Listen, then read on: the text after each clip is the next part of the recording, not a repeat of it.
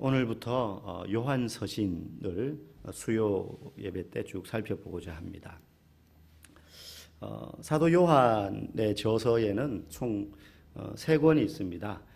우리가 잘 아는 요한복음, 그리고 오늘부터 우리가 보게 될 요한 1서, 2서, 3서를 포함한 이제 요한서신이라고 하거든요. 편지니까 복음서와는 또 성격이 다르죠. 그리고 마지막으로 이제 요한계시록이 있습니다. 요한계시록이 있어요. 그래서 주일날 저희가 지금 이제 복음서를 중심으로 예수님의 공생애를 이렇게 순서대로 하나하나 다 볼 수는 없지만 시간상 공생애 순서대로 좀 의미 있는 부분들을 쭉 나열하면서 말씀을 전하고 있고요. 이제 아마 공생애를 쭉 하면 여름까지 지나갈 것 같아요. 그래서 하반기 가을이 되면 그때부터는 요한서신의 마지막, 요한저서의 마지막 책인 요한계시록을 시간이 되는 한 처음부터 끝까지 쭉 이렇게 한번 보고자 합니다. 요한이 요한복음을 기록하고 나서 얼마 지나지 않아서 이 요한서신을 기록을 했습니다. 기록한 이유가 있어요. 요한복음은 사복음서 중에 복음서마다 각각의 특징이 있는 것처럼 요한복음은 이방인들에게 예수님이 어떤 분인가, 예수님이 누구인가를 소개한 책이 요한복음입니다. 그죠? 그 요한복음을 기록하면서 이 요한복음을 쓴 사람이 요한은 자기 자신이라고 밝히지는 않아요. 내가 요한복음을 썼다. 그렇게 나 요한은 이런 식으로 말하지는 않습니다. 그런데 군데군데 예수님의 사랑하시는 제자 이렇게 비유적으로 표현을 합니다. 그게 어떤 의미에서는 나 요한 이거보다 더 자기 자신을 예수님과의 그 친밀함을 더 드러내는 표현 아니겠어요? 예수님의 사랑하시는 제자, 이 자기를 가리키는 거거든요. 예수님과 함께 있었던 사람으로서 바라본 굳이 예수님의 사랑하시는 제자, 많은 제자들 중에 12명 중에 내가 예수님 제일 가까이에서 봤어. 예수님과 내가 가장 친밀했어. 물론 예수님은 편애하시진 않으셨을 겁니다. 12제자를 골고루 사랑하셨겠지만 요한이 적어도 느끼기에 자기 스스로 그런 생각을 할 정도로 예수님께 사랑을 많이 받았다고 생각했던 것 같아요. 그래서 정말로 가까운 제자로서 바라본 그 예수님의 모습을 쭉 기록한 게 이제 요한복음이죠. 그런데 요한서신에는 이 요한이 자신을 어떻게 표현하느냐 하면 장로라고 표현합니다. 장로. 사도도 아니고 장로라고 표현을 해요. 그리고 이 요한서신을 받아보는 성도들을 향해서는 자녀들아 이렇게 말을 해요. 여러분, 자녀는 누가 할 수 있는 호칭입니까? 아비가 할 수 있는 호칭 아닙니까? 요한이 여자는 아니니까 어미는 아니잖아요. 아비가 하는 호칭이에요. 공동체의 리더, 교회 그 당시 초대교회, 이제 막 교회가 퍼져나가는 그 초대교회 공동체의 리더요 어른인데 그런 의미의 장로로서 사도적인 권한도 있고 사도이기도 하고, 그러나 교회 공동체의 어른 리더, 나이가 많아서 리더고 어른이라는 의미는 아닙니다. 그죠? 충분히 요한은 사도로서 리더의 역할을 감당할 수 있었던 사람이기도 하니까요. 근데 그런 장로로서 성도들을 어떻게 바라보느냐? 자녀들로 바라보는 거예요. 자녀들. 저는 오늘날 한국 교회가 잃어버린 몇 가지 귀한 전통 중에 하나가 바로 이 교회의 리더요, 장로요, 어른들이 성도들을 자녀로 바라보는 마음이라고 생각을 해요. 제가 어릴 때만 해도 물론 이제 한국 교회가 폭발적으로 부흥할 때였기도 하지만 좀 전통적인 어떤 사회 가부장적인 가족 중심의 문화가 그대로 교회에도 있었기 때문에 교회에서는 목사나 장로님들은 정말로 막 어른이고 이렇게 뭔가 좀 우리와는 다른 거룩한 분, 거룩까지는 아니지만 참 존경할 만한 분이라는 인식이 있었고요. 또 목사님들이나 장로님들은 막 주일학교 뛰어노는 아이들은 물론이지만 그 교회 나오는 성도들을 보면 마치 부모가 자녀들을 대하듯이 그렇게 되었어요. 그게 무슨 말이냐 하면 모든 면에 있어서 모범을 보이기 위해서 신앙적인 면에서 적어도 말을 하는 것이나 행동하는 것이나 강대상에 올라와서 기도를 할 때에도 정말로 아비로서 내가 가르치는 것뿐만 아니라 보여지는 신앙의 그 행동 자연스러운 태도가 마치 가정에서 부모가 자녀에게 등으로 보여주고 가르치는 것처럼 자녀가 부모의 뒷모습을 보고 배워가는 것처럼 그렇게 어른으로서 성도들을 자녀처럼 대했던 그런 전통이 오늘날 한국교회에 많이 희석된 것 같아요. 개인주의적인 문화이기도 하고 이제 자녀를 점점 적게 낳기도 하고 개인의 프라이버시를 강조하다 보니까 선뜻 이제 가까이 다가가는 것도 쉽지 않은 시대가 되기도 했지만 어쨌든 적어도 우리 교회만이라도 정말로 장로들은 여기서 장로란 오늘날의 직책으로서의 장로만이 아닙니다. 교회 어른으로서 리더로서 그런 분들은 성도들을 바라볼 때 자녀로서 바라보고 또 그 자녀의 위치에 있는 또 다른 성도들은 교회 리더들을 바라볼 때 존경할 만한 어른이요 장로로서 바라보는 그 아름다운 전통이 우리 교회에라도 다시 회복되고 넘쳐나기를 간절히 기대하고 소망합니다. 어쨌든 요한은 이 요한서신을 쓰면서 자신을 장로라고 표현을 했고 성도들을 자녀들아라고 표현했어요. 자기가 목회하는 담임하는 교회 성도들만을 일컬은 게 아니에요. 이 요한서신은요 회람서신이에요. 회람서신이라는 말은 고린도전서, 데살로니가 후서 이런 거는 데살로니가 교회에 고린도 교회에 보내는 편지예요. 그래서 그 교회 성도들이 보는 것이지만 이 요한서신 같은 경우는 특정한 수신 교회가 없어요. 그래서 이 편지를요 받으면 이걸 복사해가지고 막 전달해서 돌려봤어요. 초대교회에 흩어져 있는 성도들이. 근데 그 성도들을 향해서 요한이 자녀들아 이렇게 말하고 있는 거예요. 그 중에는 얼굴도 모르는 한 번도 보지도 못한 성도들도 있을 것 아닙니까? 근데 요한의 마음이 어땠는지 우리가 이 표현에서 잘 알 수 있는 거죠. 당시 초대교회들은요 사도들과 성도들의 헌신적인 복음 전파로 인해서 막 부흥하고 태동하는 시기였어요. 아직까지 어린 교회들이 많았지만 이제 막 복음이 퍼져나가면서 부흥하기 시작하던 그런 시기였습니다. 그런데 동시에 문제들이 생기기 시작했는데 그 중에 하나가 이단의 발로였어요. 이단이 생겨나기 시작했다는 거예요. 이단이 생겨나기. 작용이 있으면 반작용이 있는 것 아닙니까? 교회가 막 퍼져나가니까 거기에 반대하는 또 이단들이 생겨나더라는 겁니다. 그런데 문제는 이 이단의 정체가 특별히 요한서신에서 쭉 언급되는 이단의 정체가 교회 외부에 있던 이단이 아닙니다. 원래부터 교회 밖에 존재하던 이단들이 아니에요. 2장 19절 요한 1서 2장 19절에 보면 이런 구절이 나와요. 그들이 우리에게서 나갔으나. 그들이 우리에게서 나갔으나. 무슨 말입니까? 함께 신앙생활 하던 성도들이 이단에 미혹되어 밖으로 나가서 그걸로 그치는 게 아니라 자기가 다녔던 그 교회를 공격하는 거예요. 함께 공동체 안에 있던 사람들이 나아가서 이단과 한 몸이 되어서 그들이 다녔던 교회를 공격하기 시작하더라는 거예요. 얼마나 뼈 아픕니까? 그들이 막 교회를 흔들고 공격하는 거예요. 그래서 요한은 이 요한서신을 쓴 몇 가지 목적 중에 사실 요한서신은요 여러 가지 주제를 다뤄요. 갑자기 문맥이 막 분위기가 주제가 막 바뀌고 이런 것들이 많거든요. 그만큼 해야 될 말들이 많았던 거예요. 길게 일일이 한 문제를 가지고 못 써요. 그래서 막 여러 가지 제목 문제들을 막 빨리빨리 써 내려가는 거였어요. 여러 가지 쓴 목적들이 있었지만 그 중에 하나가 바로 이 초대교회가 이단의 공격으로 인해서 공동체가 분열되는 것을 막고 보호하기 위해서 이 요한서신을 썼던 것입니다. 여러분 이렇게 공동체를 이단의 공격으로부터 흔들리고 분열되려고 하는 것을 막는데 그 핵심이 뭐냐 하면 교회 공동체의 가장 중요한 자산을 보호하는 거였어요. 보호한다는 말은 그걸 다시 바르게 세운다는 거예요.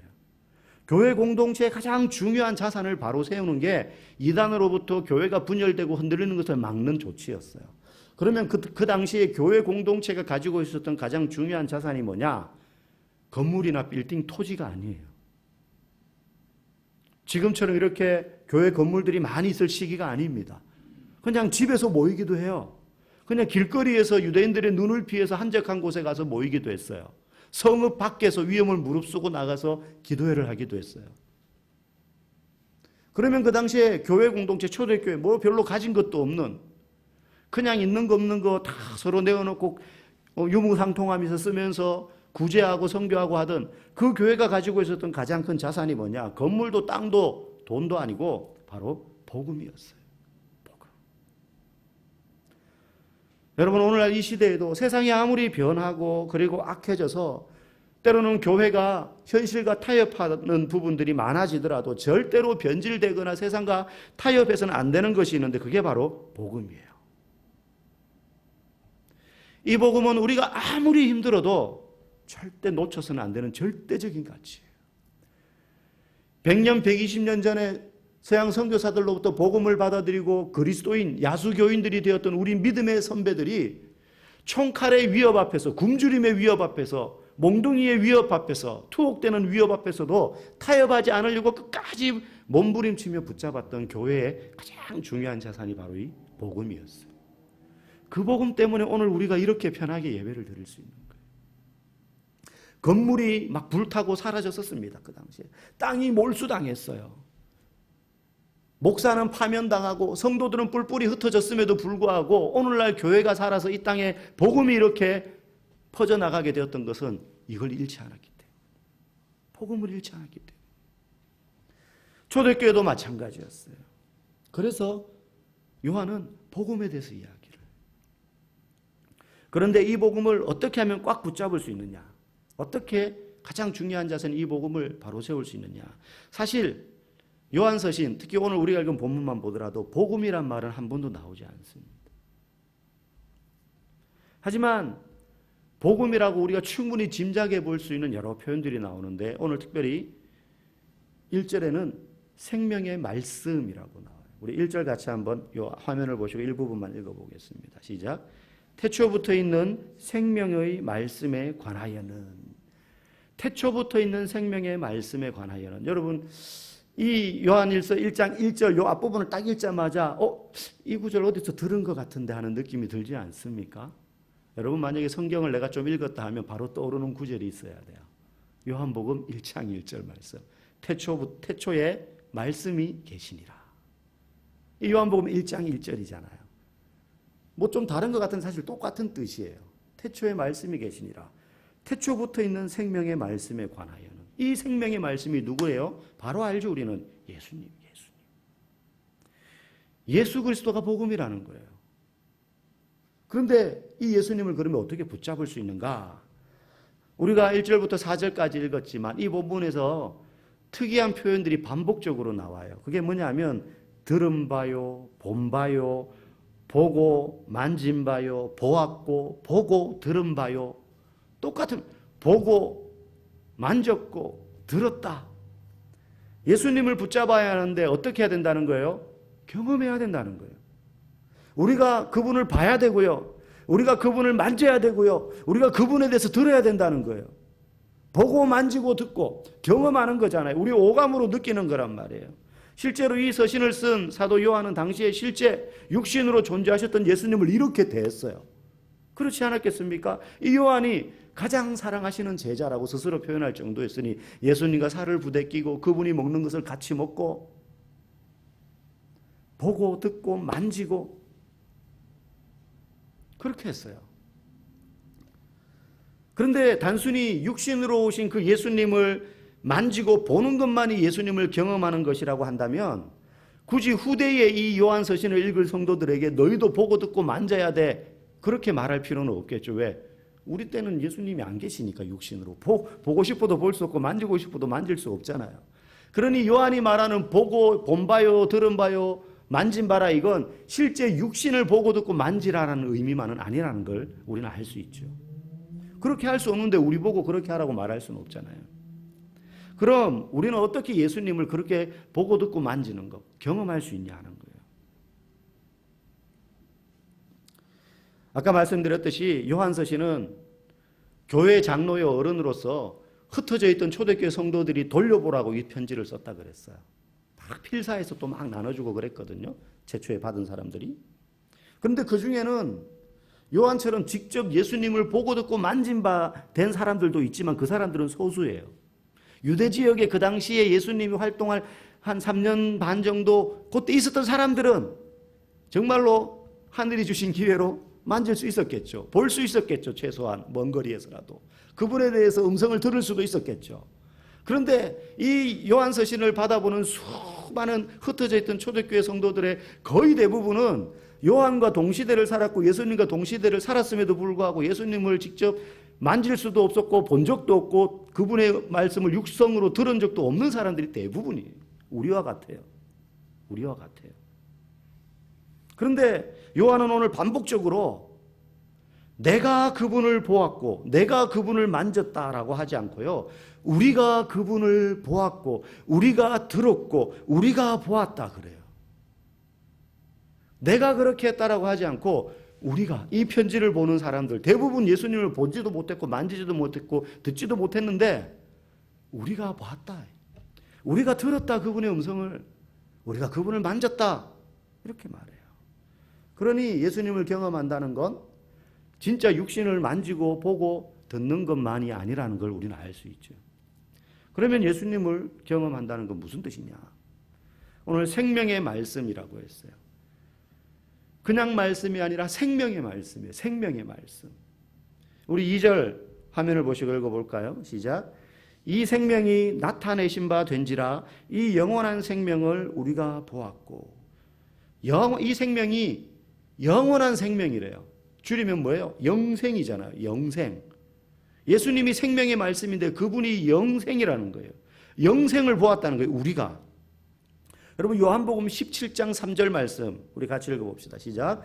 영생은 곧 유일하신 참 하나님과 그가 보내신 자 예수 그리스도를 아는 것이니이다. 영생이 뭐냐? 예수님을 아는 거다. 그런데 여기서 안다라는 말이 히브리어로는 야다라고 하고 헬라어로는 기노스코라고 해요. 의미는 똑같아요. 무슨 뜻이냐? 지식이나 정보를 취득하는 게 아니라 경험해서 한다는 거예요. 우리가 예수님을 어떻게 경험할 수 있냐? 우리는 예수님 육신으로 보지도 못했고 만지지도 못했는데 그래도 경험할 수 있다는 거예요. 제가 연애를 7년을 하면서 제 아내를 알아왔어요. 그런데 결혼을 해보니 제가 알던 아내가 아닌 거예요. 너무 차이가 크더라고요.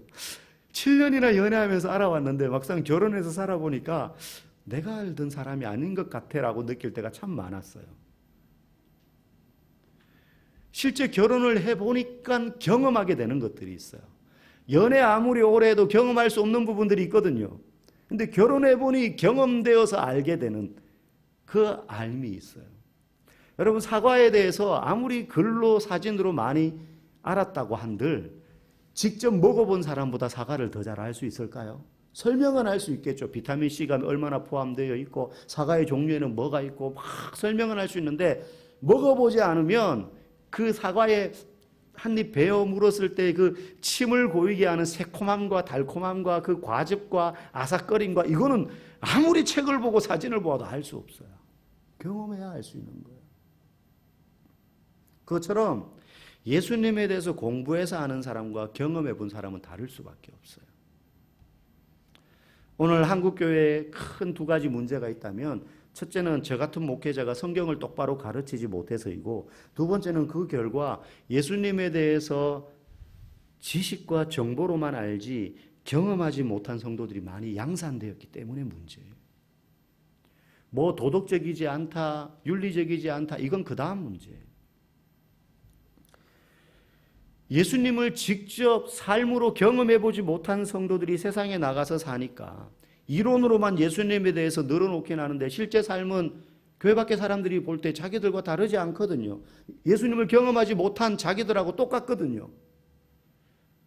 예수님에 대해서 설명은 잘하는데 신앙에 힘이 없는 거예요. 그래서 믿음으로 살지 못하고 신앙 따로 생활 따로 이원론적인 신앙생활을 하게 되는 거죠. 여러분 요한이 왜 이단으로부터 분열의 위기를 맞는 교회 공동체에 대해서 그 처방으로 싸우지 마라, 사랑해라. 물론 사랑에 대한 이야기도 뒤에 이제 실제적인 처방이 나옵니다. 본질에 대해서 앞에 이야기하고.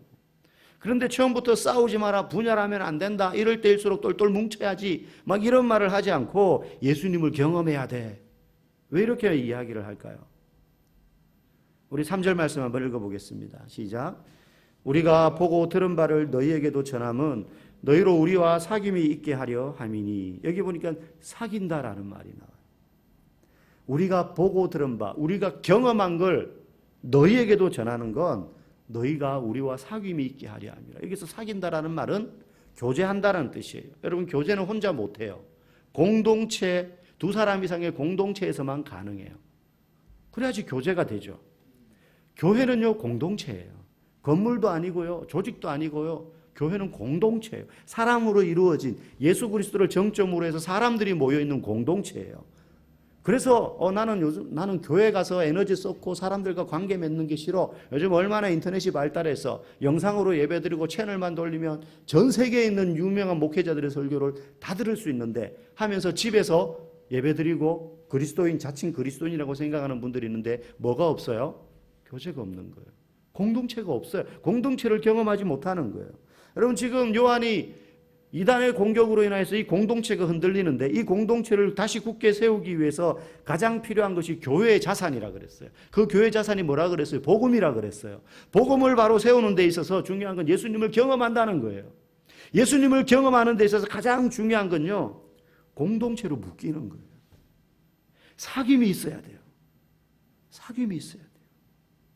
교회 공동체의 중심에 힘 있는 목회자나 장로나 가장 헌금을 많이 하는 성도나 은사가 많아서 안 끼는 데가 없는 그런 사람이 있어서가 아니라 예수님이 계심으로 그 공동체가 사귐이 이루어지고 그 예수님을 온 성도들이 모여서 함께 같은 예수님을 바라보는 그 사귐이 있을 때 예수님이 경험되는 거예요. 혼자 문 걸어 잠그고 골방에 들어가 가지고 벽에 걸린 십자가 바라보면서 마치 기도하는 거 도 닦는 거나 똑같아요. 그거는 예수님이 경험되지 않아요. 내가 경험한 예수님이 공동체에서 검증이 돼야 돼요. 또 내가 성경을 읽다가 이런 은혜를 받았는데 무슨 기준으로 그게 하나님이 내게 주신 은혜라고 판단할 수 있습니까? 교회 공동체에서 검증을 받아야 돼요. 예수를 중심으로 온 성도들이 그렇게 그분을 경험할 때 교회는 흔들리지 않고 굳건히 설 수 있다는 것입니다. 3절 하반절 말씀 마지막으로 읽어보겠습니다. 시작. 우리의 사귐은 아버지와 그의 아들 예수 그리스도와 더불어 누림이라. 교회 공동체가 굳건히 서는 것은 성도들이 예수님을 경험하는 것이라 그랬어요. 그렇게 되면 예수님과 함께 하게 된다는 거예요. 사랑하는 성도 여러분, 우리 교회는 예수님이 주인이신 교회인 줄 믿습니다. 여러분, 어떤 교회가 큰 교회입니까? 건물이 우람한 교회입니까? 부지를 많이 가지고 있는 교회입니까? 성도의 숫자가 많은 교회입니까? 아닙니다. 예수님을 경험하는 성도들이 많은 교회가 큰 교회인 줄 믿습니다. 성도가 아무리 많아도 공동체 내에서 더불어 사귐이 없고 예수님을 경험하지 못하는 성도들만 많다면 그 교회는 작은 교회이지만 예수님을 경험한 성도들이 많으면 교회 건물이 어떠냐, 성도의 수가 어떠냐, 재적이 몇 명이냐, 그것과 상관없이 그 교회는 예수님이 주목하시는 큰 교회인 줄 믿습니다. 우리 교회가 그런 교회 되기를 원합니다. 우리 교회 성도들이 항상 예수님을 경험하며 공동체와 더불어 사귐이 있고 그 속에서 우리 교회가 어떤 위기 가운데에도 도전 가운데에도 이 시대의 사조 속에서도 흔들리지 않고 정말로 아름다운 믿음의 공동체, 예수님과 함께하는 공동체, 사귐이 있는 공동체 이루어 나갈 수 있기를 주님의 이름으로 간절히 축복합니다.